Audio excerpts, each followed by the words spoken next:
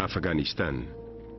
Una guerra que se cobró las vidas de casi 15.000 jóvenes reclutas soviéticos y de aproximadamente 1 millón de afganos.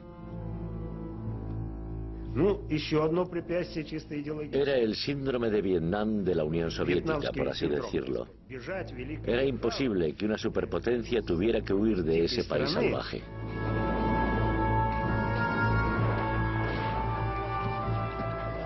Los Estados Unidos proporcionaron armas valoradas en miles de millones de dólares a unos insólitos aliados, los fundamentalistas islámicos. Es absolutamente cierto que esta fue una guerra que se luchó con nuestro oro, pero con su sangre.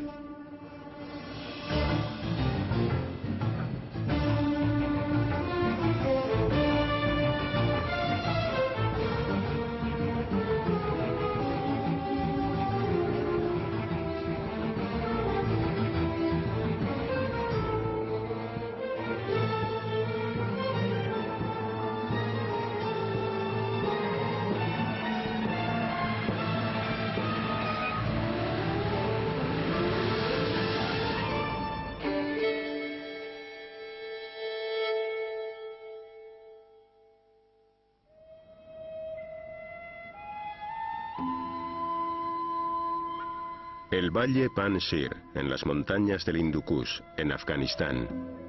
País rural y tradicionalmente islámico que cuenta con una población de 15 millones de habitantes.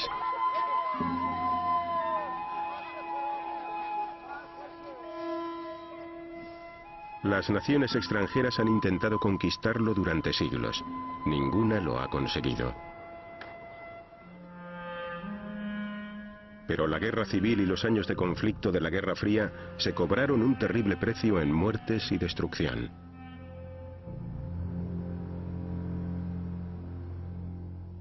En la década de los 70, Afganistán se convirtió en el centro de la rivalidad entre superpotencias.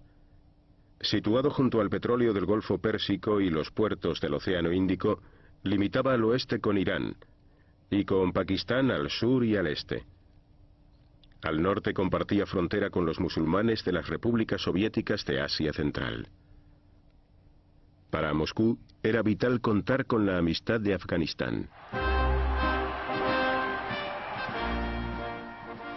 Kabul, Afganistán, abril de 1978. Gracias a un golpe militar, un régimen de izquierda se instala en el poder. Las cámaras soviéticas lo retratan como si de una revolución popular romántica se tratara. Se organizó a toda la muchedumbre para celebrar el cambio de poder.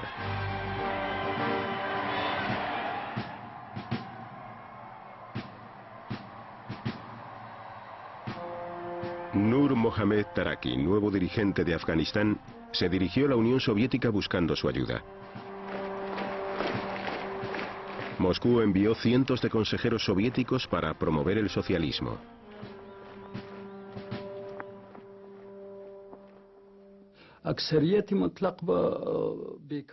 La gran mayoría del pueblo afgano carecía de un empleo. Afganistán era un país agrícola. Pensamos que lo mejor era introducir reformas agrarias y concederles tierras a quienes no tenían. Esto les permitiría trabajar en sus propios terrenos y aumentar así su nivel de vida. El régimen de izquierdas comenzó a reformar Afganistán por decreto. Despojó a los terratenientes de sus terrenos y se los entregó a los campesinos que los trabajaban.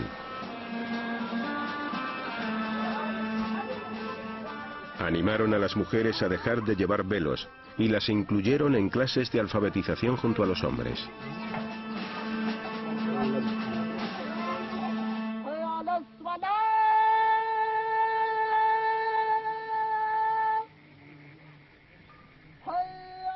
En el medio rural, las reformas se veían como una amenaza para las antiguas costumbres y para la autoridad de los sacerdotes islámicos, los mulás.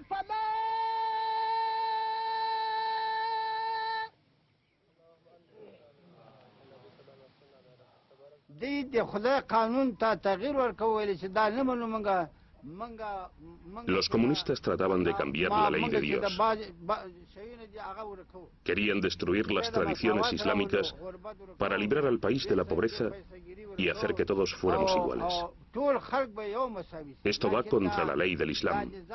Dios ha decidido quién es rico y quién pobre. Y los comunistas no pueden cambiarlo. Eso es inimaginable. Con el fin de contrarrestar los esfuerzos comunistas para difundir su nueva doctrina, quienes se oponían a las reformas incendiaron escuelas y universidades. Miles de afganos huyeron a Pakistán para evitar el caos revolucionario. La resistencia crecía en todo el país.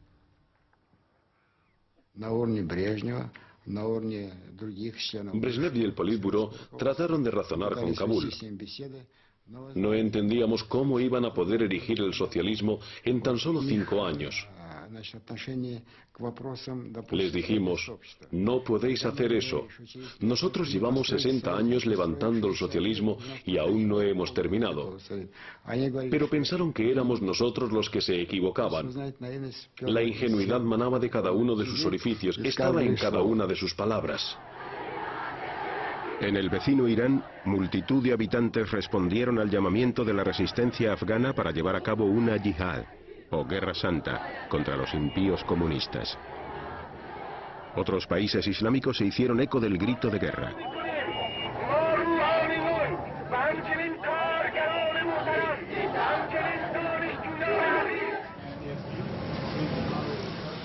En Washington, el consejero de Seguridad Nacional Zbigniew Brzezinski estaba convencido de que el régimen izquierdista que gobernaba en Afganistán era una amenaza de vital importancia. And that will deal first with Iran, then with Afghanistan and the regional implications. Brzezinski le comunicó al presidente Carter que Moscú podría utilizar la crisis afgana para desplazarse hacia el sur y apoderarse del petróleo del Golfo Pérsico. I have essentially 4 items I'd like to quickly review.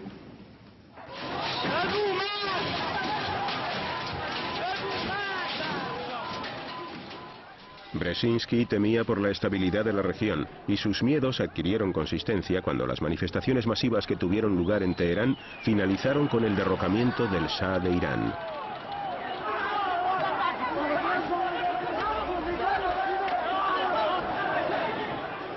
Con la caída del Shah, los Estados Unidos perdieron a su aliado más importante en la región.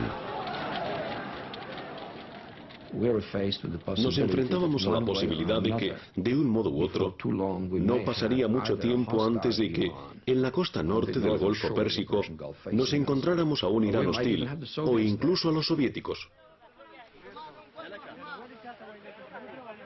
Los grupos islámicos que luchaban contra los comunistas recibieron ayuda en secreto de los Estados Unidos por primera vez en julio de 1979. El presidente Carter comenzó enviándoles equipamiento de comunicaciones. Los rebeldes se denominaban a sí mismos Mujahideen, soldados de Dios. Eran en su mayoría campesinos organizados por los mulás de los pueblos y por los terratenientes. Muchas de sus armas habían sido sustraídas al régimen comunista. Los reclutas para la yihad procedentes de los campos de refugiados de Pakistán caminaron durante días a través de las montañas para unirse a la lucha. Los mujahideen se encontraron frente a un ejército afgano motorizado y entrenado por los soviéticos.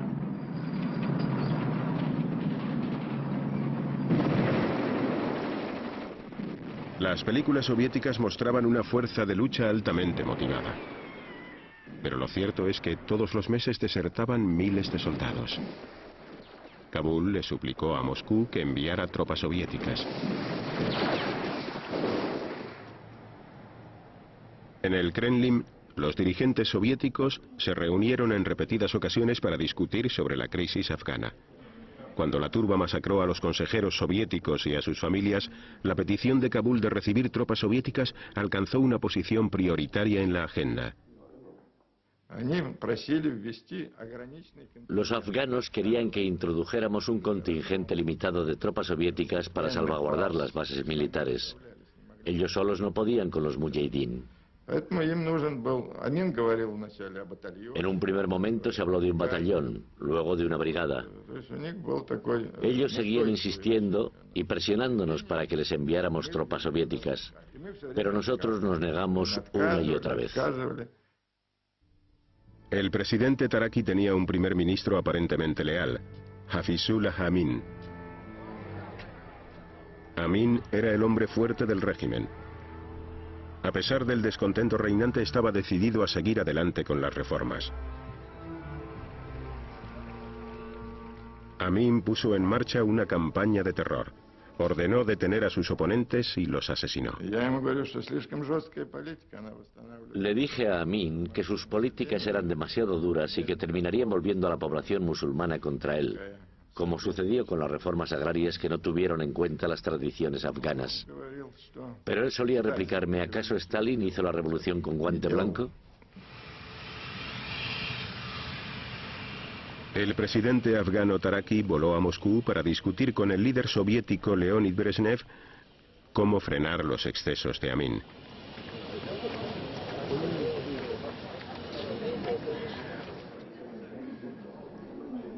Decidieron destituirle esperando que el gobierno de Kabul fuera capaz de hacerse con el apoyo del pueblo, ralentizando las reformas y acabando con el terror.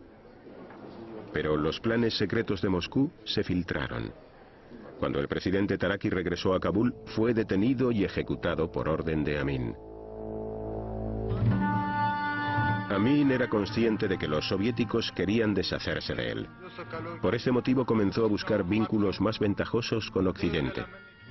El KGB incluso llegó a imaginar que Amin podría ser un agente de la CIA. Andropov, director del KGB, se mostró muy preocupado ante los flirteos de Amin con los estadounidenses. Andropov pensaba que si no enviábamos tropas rusas, Amin aduciría que Moscú no había cumplido con sus obligaciones. Entonces se volvería hacia los Estados Unidos en busca de ayuda, y ellos enviarían sus propios contingentes a ese país. En Moscú, las opiniones se mostraban cada vez más favorables a utilizar una invasión para destituir a Amin. En el pasado, la acción militar soviética para derrocar a líderes extranjeros conflictivos había funcionado en Hungría y Checoslovaquia. En Europa, la carrera de armas nucleares era cada vez más vertiginosa. La OTAN quería contrarrestar los misiles móviles de la Unión Soviética. El 12 de diciembre de 1979, Occidente anunció el despliegue de cientos de misiles de crucero como respuesta. Entonces Moscú pensó que no tenía nada que perder en la escena internacional si intervenía en Afganistán con sus tropas. Esa misma noche, el Politburó celebró una reunión de emergencia.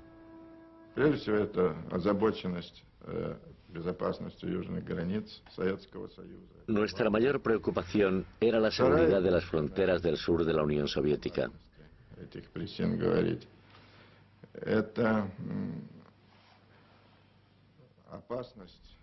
También temíamos que el fundamentalismo islámico se extendiera desde Irán por todo Afganistán.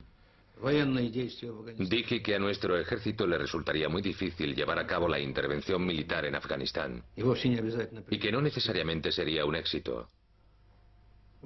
Solo hay que considerar las condiciones que se dan en este país, su geografía, su historia y en especial la naturaleza independiente de los afganos. También llegamos a la conclusión de que, si no íbamos a Afganistán, otros países lo harían en nuestro lugar. La intervención de dichos estados podría desestabilizar la situación en la frontera entre la Unión Soviética y Afganistán, y también en toda la región. El Politburó tomó su funesta decisión. El 25 de diciembre de 1979, decenas de miles de hombres atravesaron la frontera lentamente, subidos en tanques y camiones. Moscú confiaba en que completar su misión solo les llevaría unas semanas.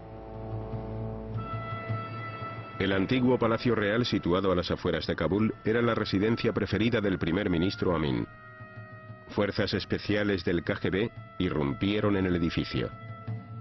Amin trató de esconderse, pero fue abatido por los disparos. Moscú sustituyó a Amin por un dirigente más dócil, Babrak Karmal. Desde que comenzara la Guerra Fría, la Unión Soviética jamás había invadido un país que se encontrara fuera de las fronteras del Pacto de Varsovia. Ahora las fuerzas rusas estaban cruzando la línea. The implications of the Soviet invasion of Afghanistan could pose a most serious threat to the peace since the Second World War. The vast majority of nations on earth have condemned this latest Soviet attempt to extend its colonial domination of others. Tuve que poner una serie de restricciones a la Unión Soviética. Una de ellas consistió en elaborar un comunicado público en el que se decía que si los soviéticos invadían Pakistán o Irán, además de Afganistán, lo consideraría una amenaza personal para la seguridad de los Estados Unidos de América y que, por lo tanto, emprendería cualquier acción que deseara o que considerara apropiada para responderles.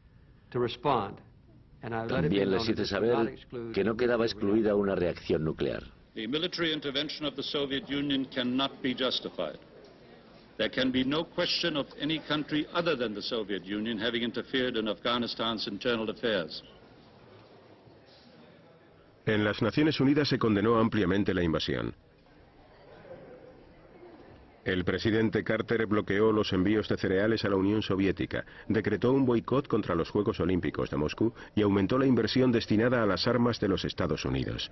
El proceso de détente o distensión se había acabado. El consejero de Seguridad Nacional de los Estados Unidos, Brzezinski, se desplazó hasta Pakistán para empezar a constituir la resistencia. Quería armar a los mujahidín sin desvelar la función que desempeñaban los Estados Unidos. Además instó a los soldados de Dios a que redoblaran sus esfuerzos en la frontera afgana cercana al paso Khyber. We know of their deep belief in God, and we are confident that their struggle will succeed. That land over there is yours. You'll go back to it one day, because your fight will prevail, and you'll have your homes and your mosques back again, because your cause is right, and God is on your side.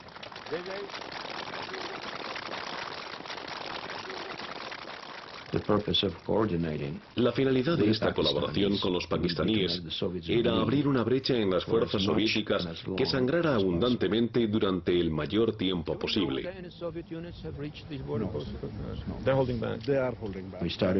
Las armas que comenzamos a proporcionarles a los mujahidín procedían de varias fuentes. Algunas eran, por ejemplo, armas soviéticas, egipcias y chinas. Incluso conseguimos armas del gobierno comunista checoslovaco, ya que obviamente estaba dispuesto a recibir incentivos materiales. Y llegó un punto en el que comenzamos a comprar armas para los soldados de Dios al ejército soviético de Afganistán, puesto que cada vez era más corrupto. Brzezinski solicitó la ayuda del general Zia-ul-Haq, dirigente militar de Pakistán. Este país siempre había tenido un gran interés en Afganistán. Deseaban un vecino cordial y totalmente islámico. El Congreso de los Estados Unidos había suprimido con anterioridad las ayudas militares a Pakistán. Las referencias del general Zia en lo que a los derechos humanos se refiere no eran buenas. Estaba construyendo una bomba nuclear y había fracasado en su intento de detener el tráfico de drogas.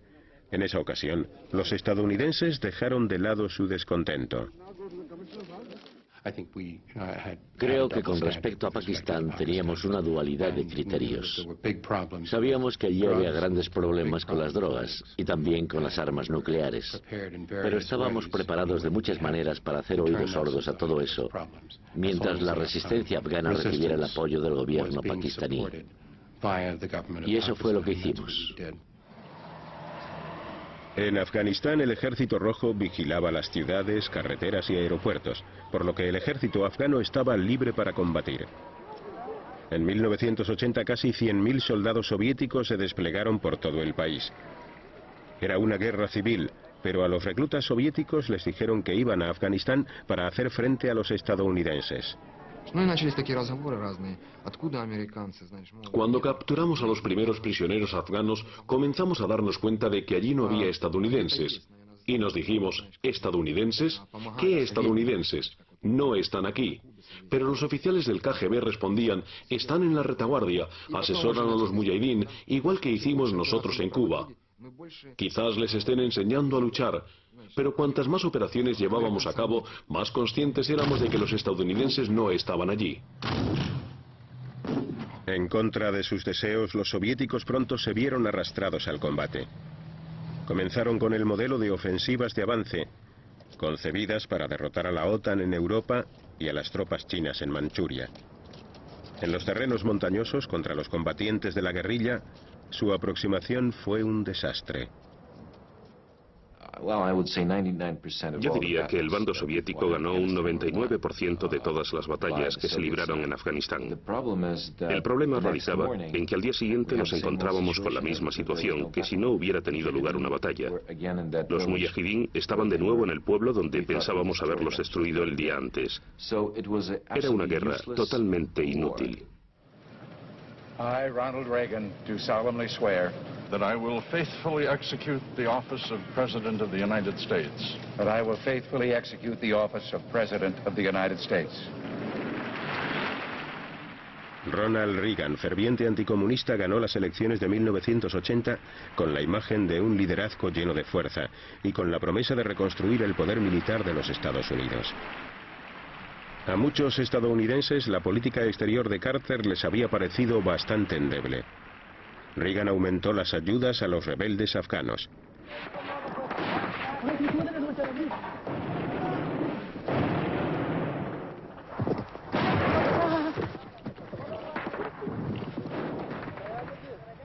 El ejército de Mujahideen estaba constituido por numerosas facciones, divididas según criterios tribales y étnicos.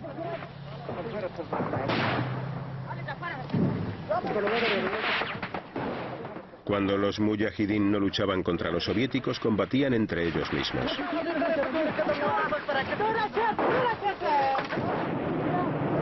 Allahu Akbar.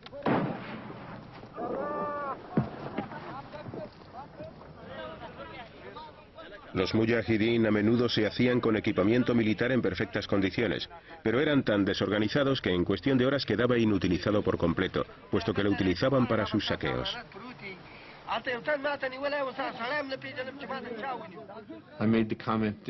Comenté que la palabra gratitud en el diccionario afgano se encontraría en algún lugar entre dame y tengo.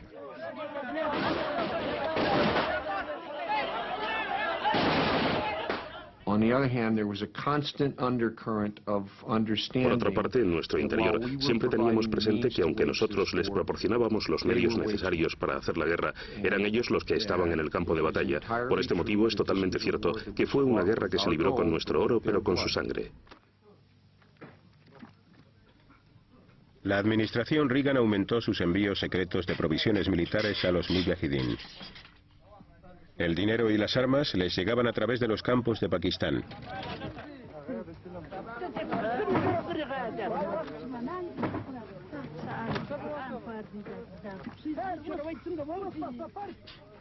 Los pakistaníes confiaban en que, controlando la distribución de las ayudas, conseguirían instaurar un régimen fundamentalista en Afganistán. Así pues, favorecieron al extremista Gulbuddin Hekmatyar. Los pakistaníes necesitaban tener a alguien a quien poder manipular. Por este motivo destinaban las ayudas estadounidenses, fueran las que fuesen, y eso que al principio eran mínimas, aunque después adquirieron proporciones más importantes, esencialmente a Gulbuddin, en detrimento de otros grupos. Las armas no se distribuían equitativamente. A pesar de nuestros éxitos militares, Pakistán solo nos entregó 8 misiles. Durante 2 años suprimieron las ayudas para mi grupo. Los pakistaníes tenían sus propios planes. Le dieron la parte del león de las armas al extremista Gulbuddin Hekmatyar.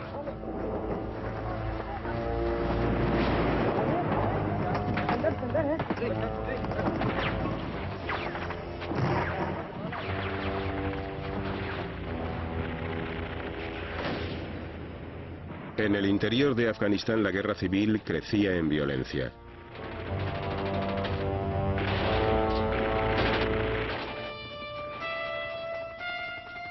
Tras sufrir cuantiosas bajas, el Ejército Rojo modificó su táctica.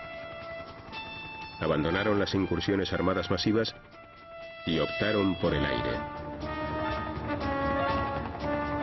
Los comandos soviéticos se lanzarían desde helicópteros para cortar las rutas de escape de los mujahidín.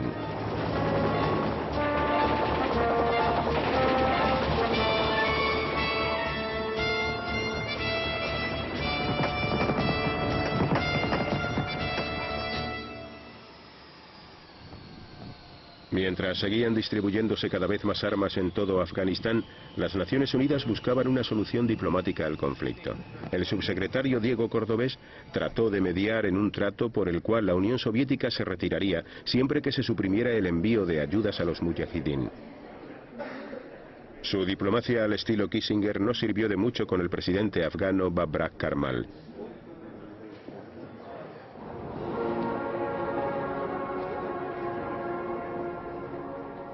Moscú, noviembre de 1982. Después de permanecer 18 años en el poder, Brezhnev fallece.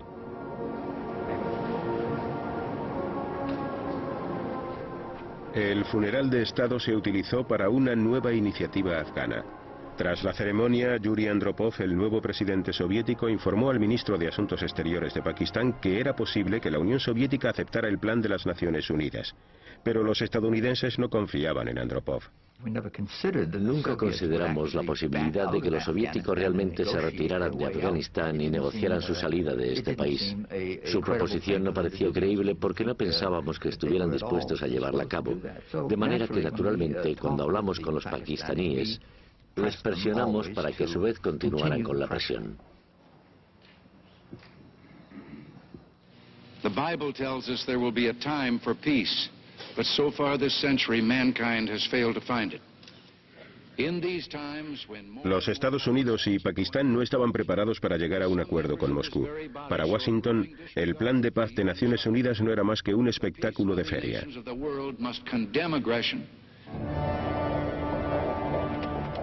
Las fuerzas aéreas soviéticas estaban ahora bombardeando indiscriminadamente todo el territorio de Afganistán.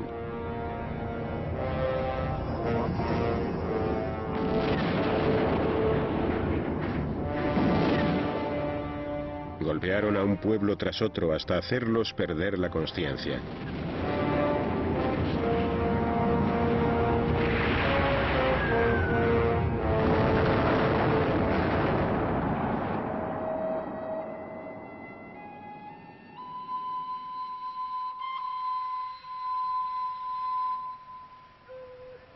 El 8 de abril de 1985, durante un ataque rutinario, los pueblos de Kats y Mindrawar, situados en la carretera que comunicaba Kabul con Jalalabad, fueron bombardeados y posteriormente invadidos por las tropas soviéticas. Los soviéticos destruyeron todo el pueblo. Es imposible contar a cuántas personas mataron. A los hombres los sacaron a rastras de sus casas y los enviaron al ejército afgano. Pusieron a un lado a todos los que se negaron y luego los dispararon.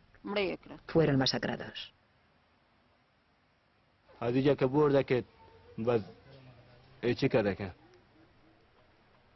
Los rusos capturaron a 14 de nosotros y nos obligaron a permanecer en línea junto a este muro. 2 soldados rusos se quedaron delante de nosotros con ametralladoras. Comenzamos a recitar el sagrado kalima del sagrado Corán porque sabíamos que estábamos a punto de morir. Luego nos dispararon. Había un montón de cuerpos, todos sobre mí. Las balas no me alcanzaron. Los soldados nos registraron y se llevaron nuestro dinero. Me movieron, pero fingí estar muerto. Los misiles caían a nuestro alrededor como las hojas de un árbol. A mi hija le abrieron la cabeza. Los sesos se le salían por una abertura. Lo perdí todo. A mis primos, sobrinos, los mataron a todos. A mi esposa, a mis 4 hijos.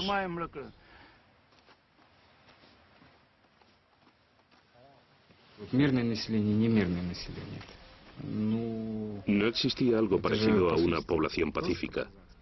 Todos eran luchadores de la guerrilla.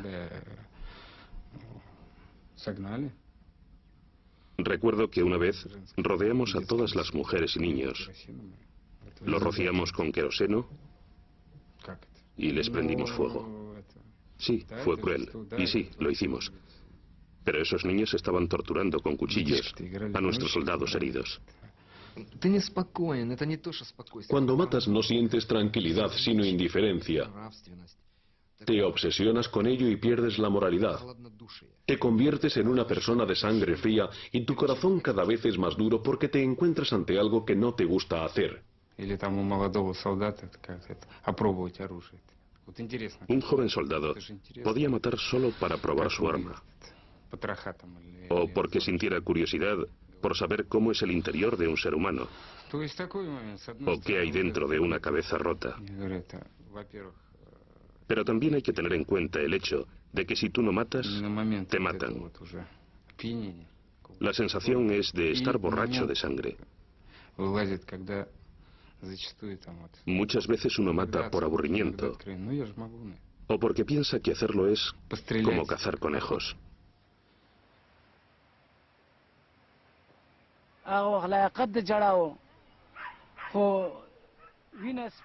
Hemos llorado tanto que ya no nos quedan lágrimas.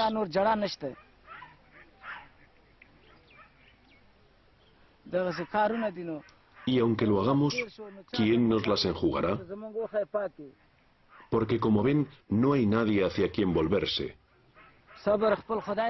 Solo rezamos a Dios para que nos vengue, ya que estamos indefensos.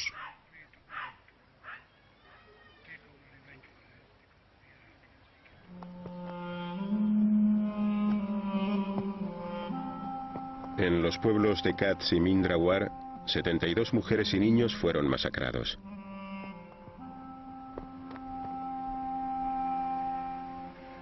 Miles de civiles murieron como consecuencia de las atrocidades similares que cometieron los soviéticos en todo Afganistán.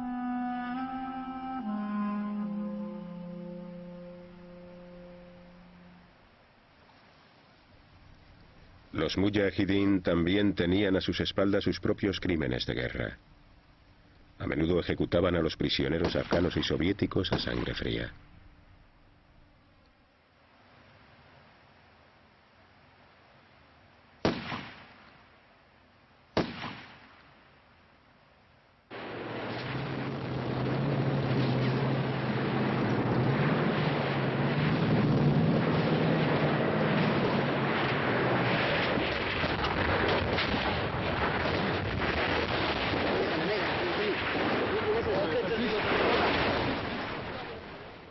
Cada vez más temerarios, los mujahidín atacaban sin piedad los convoyes soviéticos, la vía de salvamento que proporcionaba petróleo y armas al ejército rojo.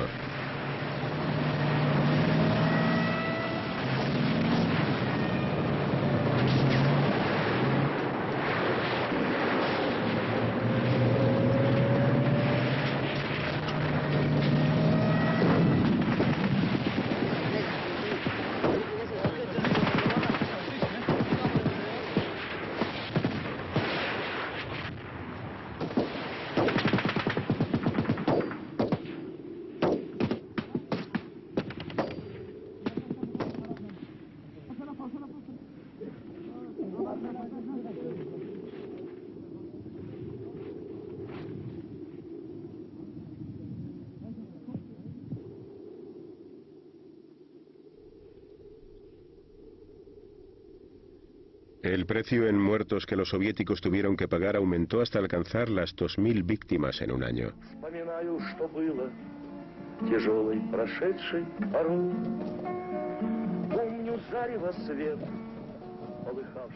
Muchos de los reclutas eran novatos, pero los destinaron a Afganistán tras solo 3 meses de preparación básica. Las enfermedades, el alcoholismo y el consumo de drogas socavaron las fuerzas del ejército. Los heridos recibían las atenciones mínimas. La guerra parecía no tener sentido.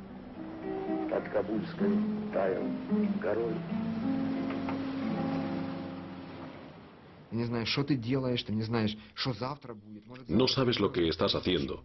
No sabes lo que ocurrirá mañana. Puede que mueras. ¿Pero por el bien de qué? ¿Por un sistema que te miente? ¿Por un sistema que convirtió a mi padre y a todos nuestros familiares en alcohólicos? Y de golpe te das cuenta de que te han educado en un sistema que solo genera maldad. Y lo único que quieres es escapar de él, pero no sabes a dónde huir. Solo te queda una esperanza: comerte medio kilo de opio, irte a dormir y no despertar jamás. Солдаты дружественных армий. Их часто можно видеть рядом, и в минуты отдыха, и в бою. и в День добровольного труда, Хашара, как его здесь называют. Мы побывали на одном из таких дней, когда воины участвовали в строительстве новых корпусов детского дома Ватан, Родина. Ибо советский воин не только защитник, но и созидатель. Немало народно-хозяйственных объектов Демократической Республики Афганистан было сооружено. La propaganda se repetía a diario en la prensa soviética. Los veteranos que regresaban de allí comenzaron a revelar la verdadera función que desempeñaban las tropas rusas, pero los lectores de prensa soviéticos buscaron en vano noticias precisas. Básicamente el público soviético estaba totalmente desinformado. Los soldados soviéticos no habían ido a una guerra. Según la propaganda, estaban construyendo escuelas, guarderías, carreteras y vigilando las caravanas que transportaban comida. Eso era todo. En los cementerios de toda la Unión Soviética resultó imposible ocultar el precio de la invasión. Muchas madres rusas perdieron a su único hijo.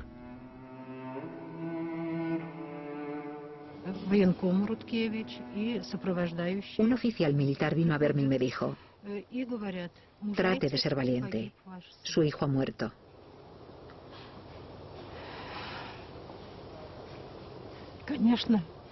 No me lo podía creer. No. Acababa de recibir una carta suya el día anterior.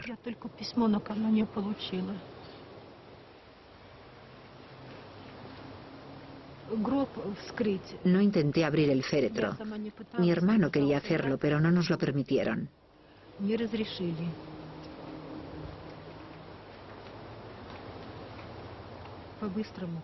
El funeral fue muy rápido.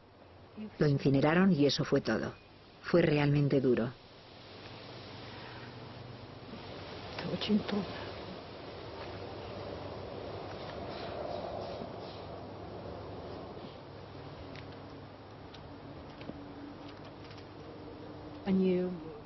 No me permitieron grabar en su lápida que había fallecido en Afganistán. Solo podía poner con letras pequeñas y abajo del todo que había muerto cumpliendo con sus deberes internacionales. No llegué a verle muerto, por lo que para mí aún sigue vivo. Cada vez que alguien llama a la puerta creo que es mi hijo que regresa. No creo que muriera.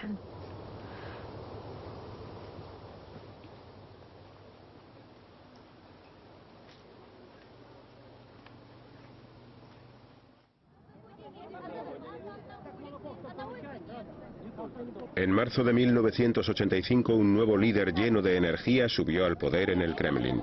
Cuando Mikhail Gorbachev se fue reuniendo con la multitud en sus viajes por todo el país, por fin se pudo expresar en público la oposición a la guerra. Miles de cartas de protesta llegaban todas las semanas al despacho de Gorbachev. Y надо было все-таки. Teníamos que acabar con la guerra, pero de manera que el pueblo ruso comprendiera por qué decenas de miles de personas habían muerto y otros tantos estaban inválidos. Tuvimos que explicar el motivo de todo esto. No podíamos limitarnos a salir huyendo avergonzados, no. Teníamos que encontrar el modo de hacerlo. Existía un obstáculo y era de tipo ideológico. Se trataba de nuestro síndrome de Vietnam. Era imposible que una superpotencia saliera huyendo de este país salvaje, igual que le sucedió a los Estados Unidos en Vietnam. Dañaría seriamente nuestro prestigio. Gorbachev le comunicó al enviado de las Naciones Unidas, Diego Cordovés, que la Unión Soviética consideraría la opción de retirarse bajo un acuerdo con las Naciones Unidas. El problema que se planteaba ahora era qué tipo de gobierno iba a dirigir Afganistán si los soviéticos se marchaban.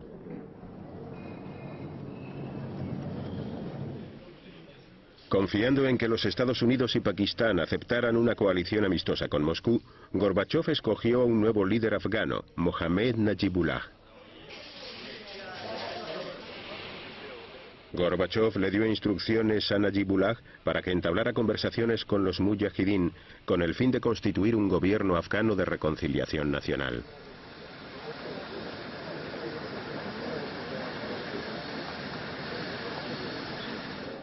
Gorbachov y sus iniciativas de paz fueron largamente aplaudidas en Moscú, pero en Washington seguían sin aceptarlas.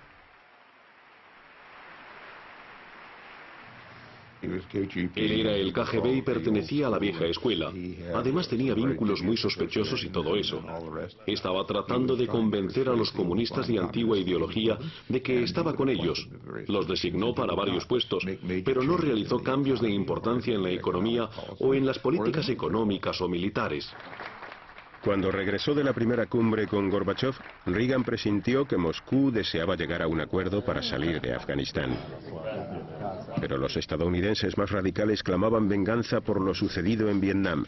Reagan cedió a las presiones del Congreso e instó a los mujahidín a luchar por la victoria.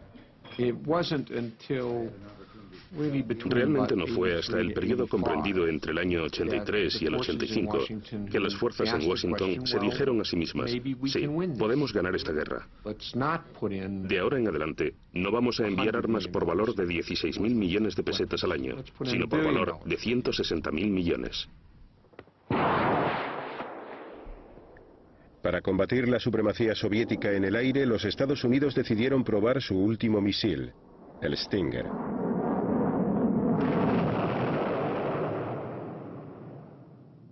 Las pruebas sobre el terreno como esta eran impresionantes cuando el misil disparado desde el hombro alcanzaba su blanco.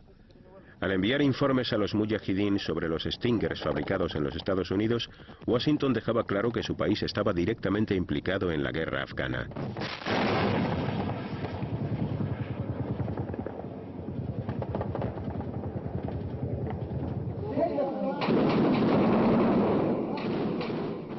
Espoleados por el aumento de ayuda estadounidense, los mujahidín se opusieron a un acuerdo de paz concertado que permitiría la retirada de las tropas soviéticas, pero que dejaría en el poder al régimen de Kabul.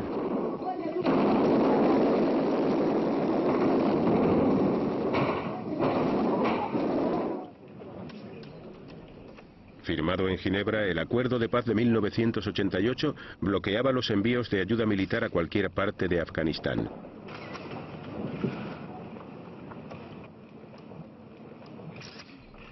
Ambas superpotencias ignoraron la prohibición. Los suministros de armas continuaron llegando. Los acuerdos de Ginebra no trajeron la paz.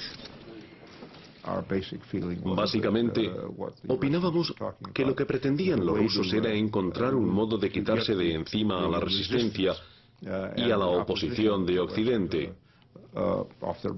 De este modo, luego tendrían total libertad para emplear otros métodos con los que dominar Afganistán, y no queríamos que eso sucediera. Los Estados Unidos no querían que quedara una huella del marxismo. Deseaban un régimen constituido por títeres antisoviéticos a los que poder controlar. Al final ganaron los halcones, es decir, los más radicales. Nuestro razonamiento era muy simple. Si seguís adelante con los envíos de ayuda, nosotros también. En 1988, y bajo los términos del Acuerdo de Ginebra, las tropas soviéticas comenzaron a salir del país. Pero en lugar de vivir en paz, Afganistán aún tendría que soportar más años de derramamiento de sangre. Las luchas entre grupos fundamentalistas islámicos rivales siguieron destruyendo el país mucho después de que terminara la Guerra Fría.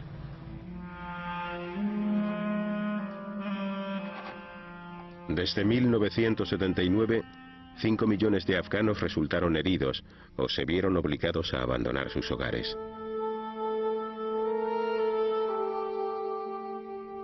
Casi 15.000 soldados soviéticos fueron asesinados. 1 millón de afganos perdió la vida.